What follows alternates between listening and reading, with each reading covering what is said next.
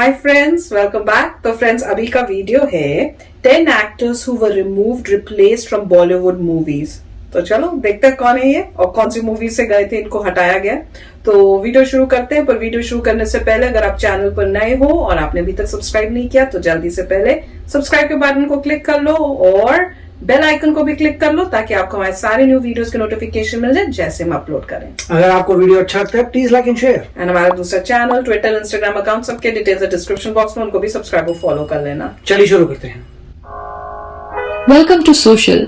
ऐसा बहुत बार होता है कि किसी एक्टर को फिल्म से निकाल दिया जाता है। कभी ये किसी क्रिएटिव डिफरेंस की वजह से होता है तो कभी पर्सनल।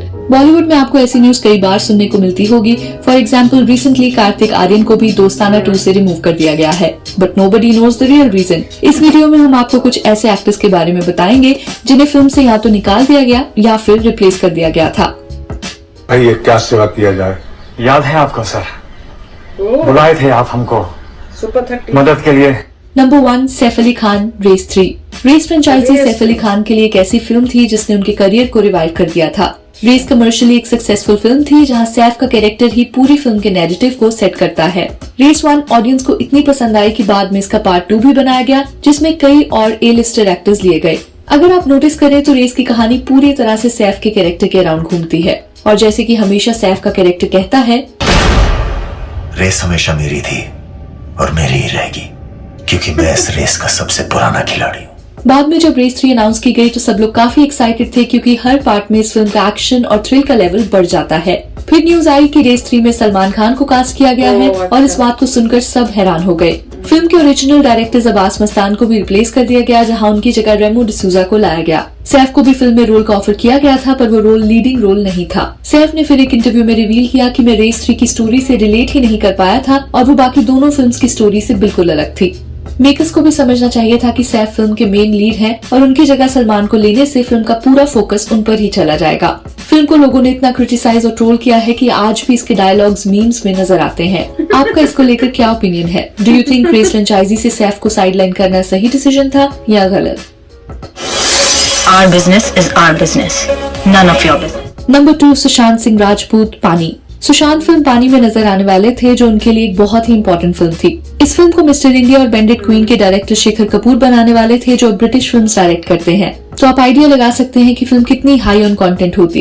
इस फिल्म की स्टोरी फ्यूचर में बेस्ड थी जहां वाटर क्राइसिस का इश्यूज दिखाया गया था। फिल्म के लिए सुशांत ने कई महीनों तक प्रिपेयर किया और काफी वेट भी लूज किया था। बाद में प्रोड्यूसर्स ने फिल्म से बैकआउट कर दिया क्योंकि वो सुशांत के साथ इतने बड़े बजट की फिल्म नहीं बनाना चाहते थे। सुशांत इस बात से काफी डिसअपॉइंट हुए थे जिसके बारे में शेखर कपूर ने इंटरव्यू में भी बताया था। And I'd like to remember Sushant the way I see now. The first time I met him, I thought I was meeting a child, just a child. He was bouncing up and down, so excited that he was going to work with me, so excited that he was going to talk about Pani and do Pani and play that character. Producers ने कहा हम नहीं बनाएंगे सुशांत के साथ, नहीं बनाएंगे, पानी नहीं बनी। फिल्म बंद हो गई, बहुत रोया वो। बंद नहीं हुई, he realized he wasn't doing the film. मैं भी रोया, वो रोता था, मैं रोता था साथ साथ, क्योंकि I was also passionately and deeply involved with that. Number 3, Taapsee Pannu, पति पत्नी और वो।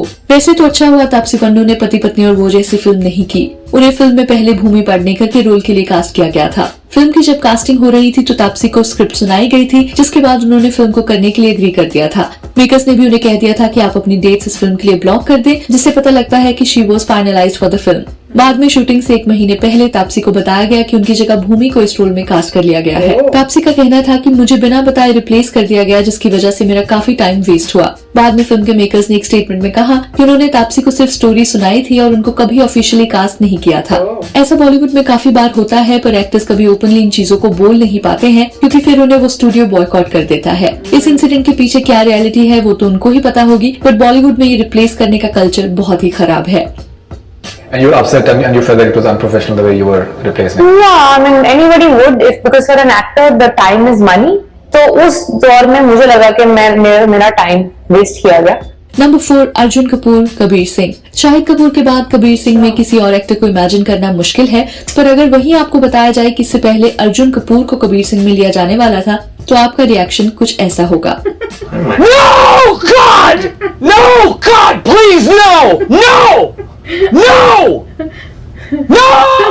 ये बात पूरी तरह सच है कि जब फिल्म अर्जुन रेड्डी के राइट्स खरीदे गए थे तो अर्जुन को ही हिंदी रीमेक के लिए कंसिडरेशन में रखा गया था। अर्जुन ने भी फिल्म को करने के लिए एग्री कर लिया था, पर फिर डिसाइड किया गया कि ओरिजिनल फिल्म के डायरेक्टर संदीप रेड्डी ही हिंदी रीमेक डायरेक्ट करेंगे। इसके बाद संदीप अपनी चॉइस की कास्टिंग करना चाहते थे, जहां उन्होंने शाहिद कपूर का नाम प्रोड्यूसर्स को सजेस्ट किया। संदीप शाहिद को लेकर इतने श्योर थे कि प्रोड्यूसर्स ने भी उनकी बात मान ली और शाहिद को ही फिल्म में कास्ट किया गया। वी डोंट थिंक कि अर्जुन पे ये कैरेक्टर जरा भी सूट करता, तो अच्छा ही हुआ कि उन्हें शाहिद से रिप्लेस कर दिया गया। Never reached that stage where I could choose or not choose. So when the rights were being acquired, Murad and Ashwin, who did Mubaraka with me, they acquired it keeping me in mind. But Sandeep Banga, who's a filmmaker himself, had already met Shahid, who had seen the film before me. Number 5, Pankaj Tripathi लक्ष्य। ये बात ज्यादा लोग नहीं जानते हैं कि पंकज त्रिपाठी 2004 की फिल्म लक्ष्य में भी होने वाले थे। उस वक्त पंकज इंडस्ट्री में स्ट्रगल कर रहे थे और ऋतिक रोशन के साथ एक फिल्म करना उनके लिए एक बहुत बड़ी अपॉर्चुनिटी थी। हुआ यूं कि ऑडिशंस के थ्रू पंकज को फिल्म में सिलेक्ट कर लिया गया, जिसके बाद उन्होंने लद्दाख जाकर फिल्म की शूटिंग भी की। पंकज का रोल एक सोल्जर का था और उन्होंने कुछ सीन्स ऋतिक के साथ भी शूट किए थे। पंकज के गांव में ये बात फैल चुकी थी और वहां के लोकल न्यूज़पेपर में भी ये न्यूज आ गई थी कि एक छोटे गांव का लड़का ऋतिक के साथ फिल्म में आने वाला है। फिल्म जब रिलीज हुई तो पंकज अपनी पूरी फैमिली के साथ फिल्म देखने थिएटर पहुंचे, पर वहां उन्होंने देखा कि उनका पूरा कैरेक्टर ही फिल्म से निकाल दिया गया था। पंकज को उस वक्त बहुत दुख हुआ और उन्हें समझ आया कि इंडस्ट्री में ऐसा भी हो सकता है। जस्ट इमेजिन कि पंकज की तरह कितने एक्टर्स के रोल काट दिए जाते होंगे जिनका हमें एज एन ऑडियंस पता भी नहीं चलता। शुक्र है पंकज जी ने कभी हार नहीं मानी और उनकी जर्नी हम सब के लिए इंस्पिरेशन है। भाई ये क्या सेवा किया जाए। याद है आपको सर, बुलाए थे आप हमको मदद के लिए। अगर आप नहीं जानते हैं तो हमने उनके ऊपर भी एक फैक्ट वीडियो बनाई है जिसको पंकज त्रिपाठी ने खुद अप्रिशिएट भी किया है। सो अगर आपने वो वीडियो नहीं देखी थी तो गो चेक इट आउट। चलो राजा। नंबर 6, राधिका आप्टे विकी डोनर। ये बात बहुत ही कम लोग जानते हैं कि आयुष्मान खुराना की डेब्यू फिल्म विकी डोनर में पहले राधिका आप्टे को कास्ट किया गया था। राधिका ने एक इंटरव्यू में शेयर किया था कि मेकर्स सबसे पहले उनके पास स्क्रिप्ट लेकर आए थे और उन्हें बिना किसी ऑडिशन के सिलेक्ट कर लिया गया था। राधिका को पर्सनली भी स्क्रिप्ट काफी पसंद आई थी और वो इस कैरेक्टर को करने के लिए इंटरेस्टेड भी थी। इसके बाद मेकर्स ने राधिका को उनका वेट रिड्यूस करने को कहा क्योंकि कैरेक्टर के लिए स्पेसिफिक रिक्वायरमेंट थी। राधिका ने भी गिवन टाइम में अपनी फिजिक पर काम किया, पर इन सब के बीच में ही मेकर्स ने राधिका को रिप्लेस करने का डिसीजन लिया था। इसके बाद फिल्म में यामी गौतम को कास्ट किया गया था, जिन्होंने अपना डेब्यू इस फिल्म से किया। नंबर 7, गोविंदा जगा जासूस। बहुत हैरानी की बात है कि गोविंदा जैसे फेमस एक्टर को आज इंडस्ट्री में छोटे छोटे रोल्स के लिए स्ट्रगल करना पड़ रहा है। उन्हें जगा जासूस में एक कैमियो के लिए कास्ट किया गया था, जिसके लिए उन्होंने शूटिंग भी की थी, पर फिर जब फिल्म रिलीज हुई तो उनका पूरा कैमियो ही काट दिया गया। गोविंदा को इससे बहुत हर्ट हुआ क्योंकि वो जेन्युइनली इस फिल्म का पार्ट बनना चाहते थे। एक इंटरव्यू में उन्होंने बताया था कि फिल्म की शूटिंग के लिए मैं साउथ अफ्रीका गया था और मैंने इसके लिए कोई साइनिंग अमाउंट नहीं ली थी। ऋषि कपूर जी मेरे सीनियर रहे हैं और मुझे लगा कि रणबीर की फिल्म में मुझे एक कैमियो कर लेना चाहिए। जगा जासूस को मिक्स्ड रिव्यूज मिले थे और ऑडियंस का रिस्पांस भी फिल्म के लिए काफी एवरेज रहा था। हमारे ओपिनियन में फिल्म में गोविंदा के कैरेक्टर को देखना काफी इंटरेस्टिंग होता क्योंकि फिल्म की वाइब में गोविंदा पूरी तरह सूट करते। सोशल के इंस्टाग्राम हैंडल पर हम रेगुलरली ऐसे फैक्ट्स पोस्ट करते हैं और इस फैक्ट को पोस्ट करने के बाद एक बहुत ही फनी हैशटैग देखने को मिला था। कमेंट्स में आप सब ने hashtag release the Govinda cut mention किया, जो ओरिजिनली स्नाइडर कट से इंस्पायर्ड था। Sir, it's not allowed for you to come inside the building. कमाल की बात है, रोज तो सलाम ठोकता है, आज रोकता है।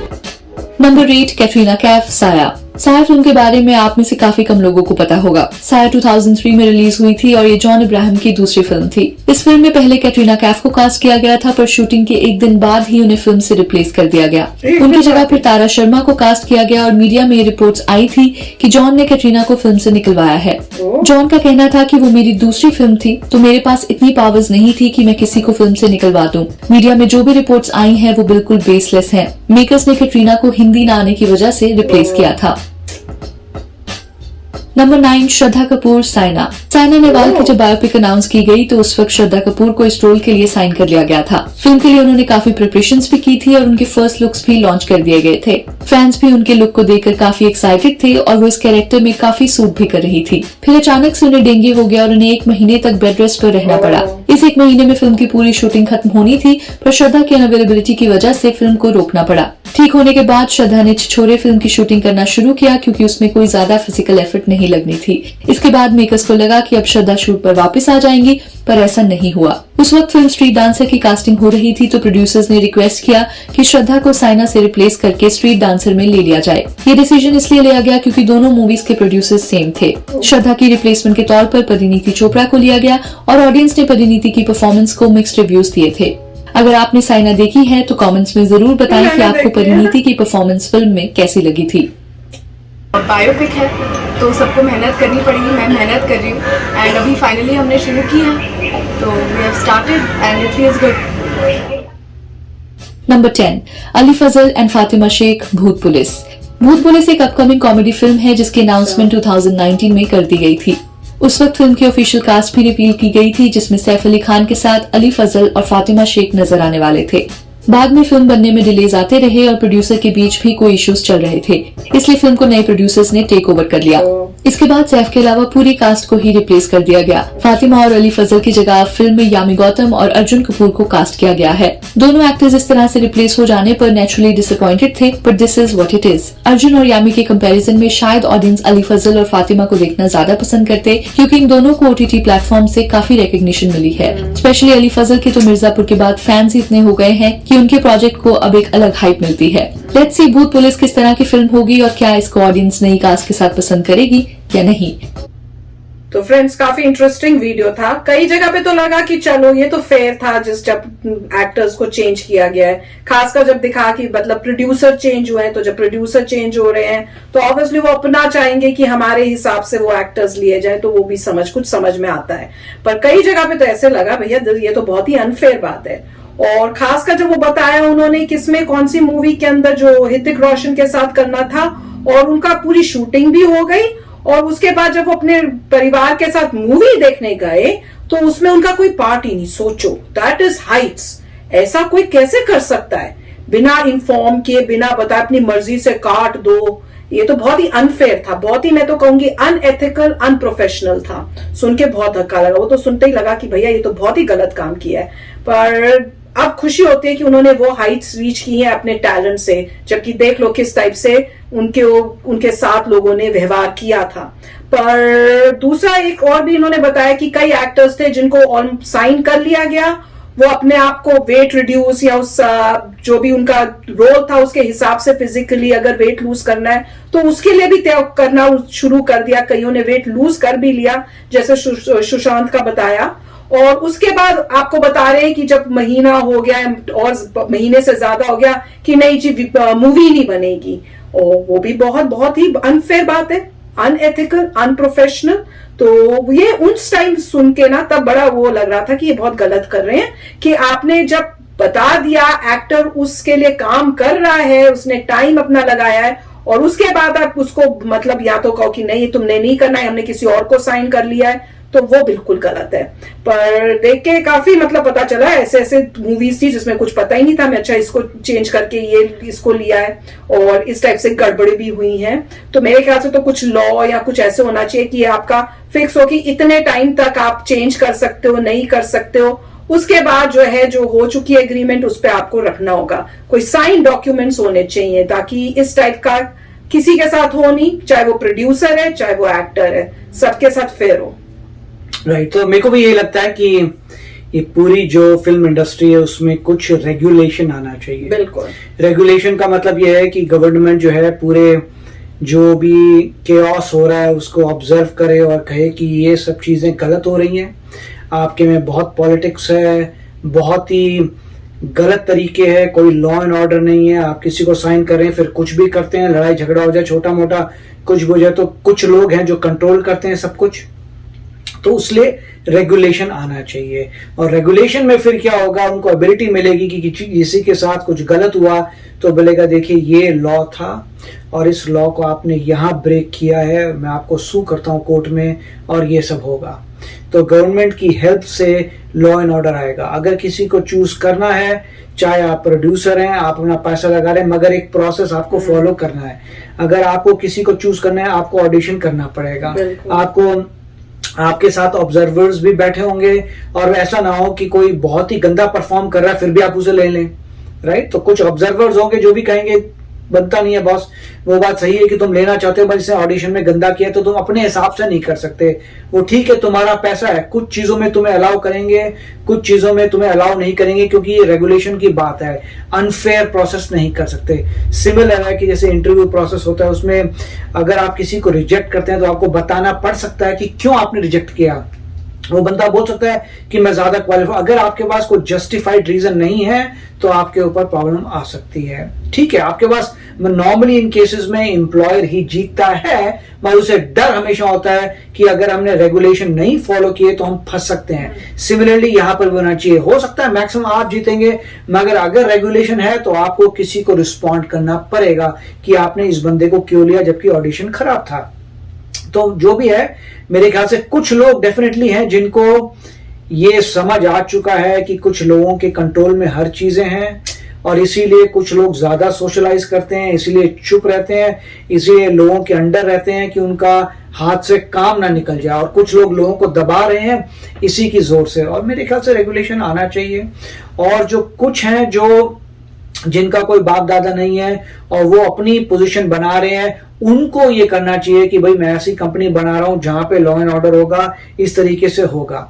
इस टाइप के अगर लोग ज्यादा आते हैं तो कल्चर चेंज होगा, और वो करना पड़ेगा। तो काफी अच्छा वीडियो था। यस फ्रेंड्स, तो चलो चलते हैं, मिलेंगे नेक्स्ट वीडियो में बहुत ही जल्द। Till then take care and bye bye. तो अगर आप मेरे इस चैनल पे नए हो तो जल्दी से सब्सक्राइब के बटन को हिट करो और बेल आइकन को क्लिक करो, ताकि आपको मेरा जब नया वीडियो मैं लगाऊं आपको उसके बारे में जल्दी से पता चल जाए।